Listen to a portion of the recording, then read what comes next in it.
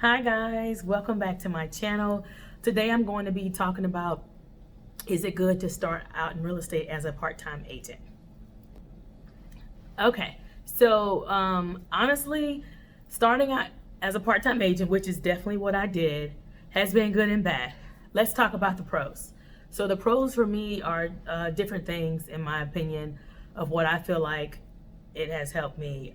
One, from a steady income standpoint. So if you're thinking about starting off your career in real estate and you're wondering if you should quit your job right away, everybody has different opinions about what they think that should do or mean for said person. So for me personally, I'm still working. I've been a part-time agent since 2018, so about almost 3 years, so 2.5, almost 3 years.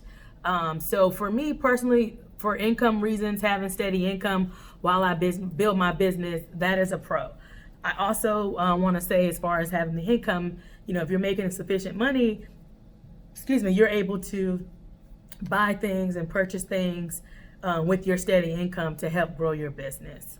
So that's one of the pros for me. Another pro for me is the fact that I can utilize the people that I've already been working with and past employers to help me get business. I know starting out as a part-time agent, or in real estate in general, you're going to have to work with your sphere of influence. That's what we call people that we already know in our day-to-day life, whether it's from someone at church, someone from work, someone in a group, someone from workout class. So that actually helps as well. Another pro for me as a part-time agent is I actually have health insurance with my regular job. Of course, when you're a full-time entrepreneur, you have to pay out of pocket for most of your health expenses, or you can go to the marketplace that the government has for you to apply for benefits. I also will put that little side note in there that eXp Realty does have health insurance, and I'll talk about that on another video. I think I'm doing a video about why I joined eXp. So we'll talk about health insurance and that thing, all those things rather later. Another pro for me has been just, being able to pick and choose when I want to help clients. I know that sounds bad because I want to grow my business, which I am doing, but sometimes there are times when I'm busy, I can't get to, give my undivided attention to multiple people, which I can, but at the same time, I feel like I'm able to structure my schedule around my regular job, even though some people think that's a con, because it can go for a pro and a con. But for me personally, before COVID-19, my job, I sat at the office. I worked from home maybe one or 2 days out the week, and I could schedule phone calls during my work schedule based on what my workload was and what I had going on. When I did have my clients, I had 2 listings earlier this year and at the end of last year, and earlier this year they closed. But I was able to take phone calls. I was able to book a room and go in and take a meeting. I would just book a room through my job system and then take my laptop and my phone and just go on in there and make that phone call and have that meeting. So I still was able to balance it, what they call the work-life balance. I was able to do the business and work-life balance. So that's a pro. A con for me, honestly, I'm gonna go to cons. I'll probably go in and out with the pros and cons. A con for me would be I'm not able to attend the meetings as much as I used to. I'll say that. And it's crazy that I'm doing this video, which is crazy and good, because when I was with my other firm, I was not able to attend meetings. And that firm didn't allow me, they didn't do recordings of their meetings. So it's a con and a pro to be able to a con to not attend the meetings. And it's also a pro with my real estate firm, eXp. We're actually a cloud-based company, so all our trainings are online. So, and then, any, like the team that I network that I'm under, we're also able to do their separate trainings from eXp's trainings. So it's a pro and a con. It's a pro because my firm, they already have online training for any agent. So there's an app that we use that we can download, and then you can go into the world. They call it the cloud. The eXp world, where we go in, we have this whole character that I have built to myself. I dress myself, it's like a Bitmoji character, but it's me. It's a person that I created, and that's how I get in and out of the world. So it's a con only because when they're doing trainings and I want to do them while they're actually streaming the trainings, I like to be a part of the training. if I have questions, I can ask them. Otherwise, they still record the trainings and you're able to attend the training that way.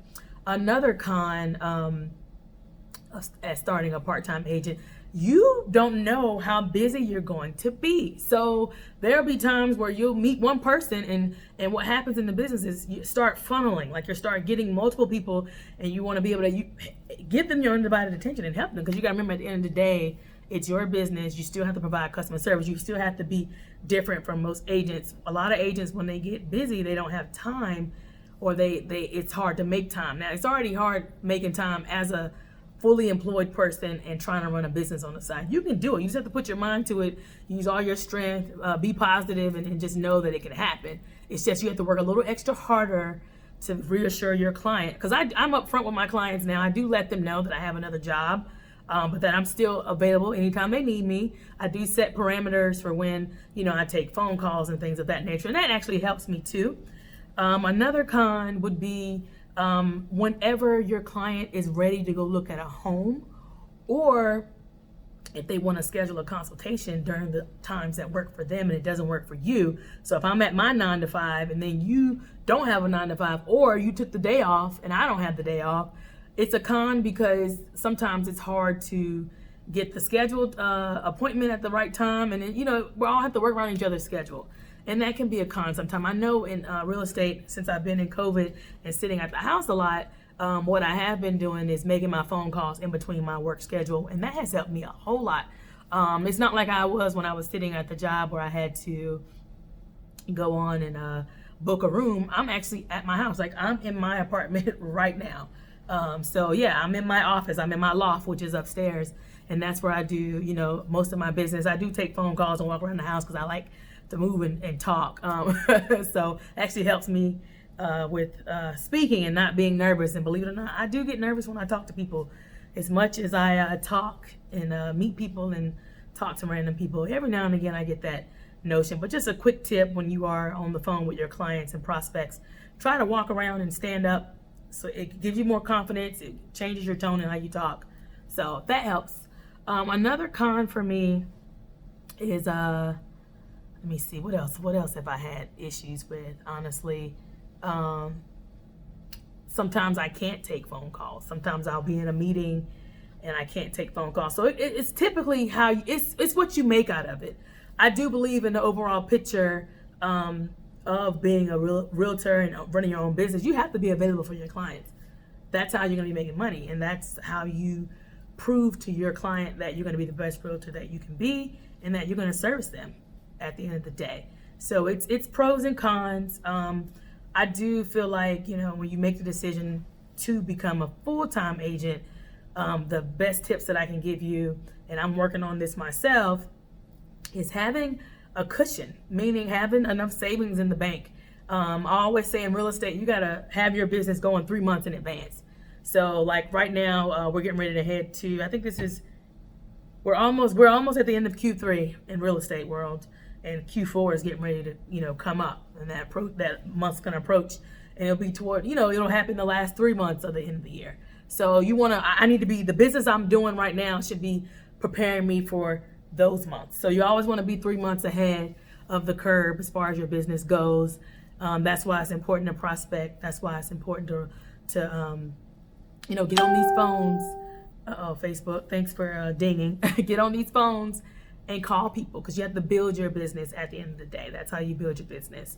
So those are just a few pros and cons that I have to offer. If you guys have any questions, or you want to leave any comments, or anything in the comment section, please feel free to do so. I do respond back. I thank everyone who has liked, comment, or subscribe. Please share this video.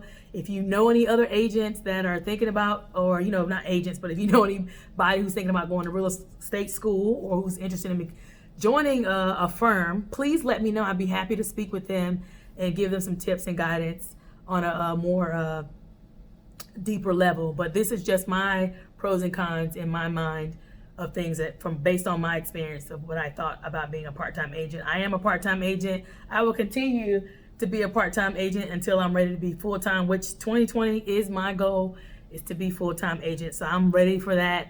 I'm preparing myself and doing the things I need to do now to get to that point. Anyway, thanks again for watching. If you guys have any questions or need anything, you know how to reach me. Talk soon.